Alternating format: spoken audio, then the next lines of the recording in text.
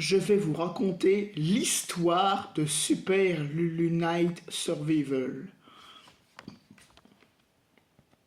L'histoire commence quand Lulu entend le bruit, c'est-à-dire il entend le bruit de la porte, voilà, dans sa pièce, ça veut dire à Botteville justement, il descend les escaliers, Lulu reçoit un colis, parce que Lulu va se faire embaucher dans une vieille forêt abandonnée. Son nom de la forêt, ça s'appelle La Forêt Perdue. C'est pour ça que le titre, ça s'appelle Super Lulu Night Survival, ça veut dire en français Survivre la nuit.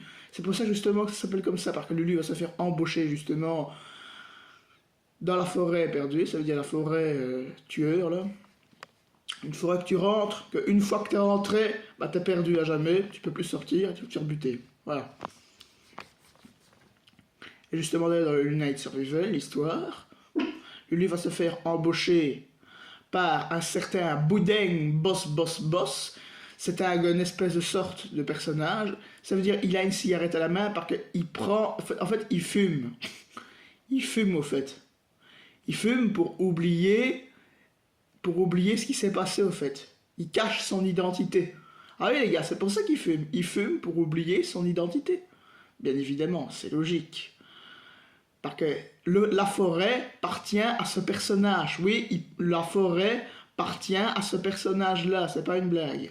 C'est pour ça que justement, il prend de la cigarette pour oublier, pour se faire oublier qu'il est le propriétaire de la forêt justement, mais il va embaucher Lulu, il va dire à Lulu qu'il connaît pas la forêt, Lulu d'ailleurs qu'il est pas brun, qu'il a une silhouette de costume de gardien, de flic.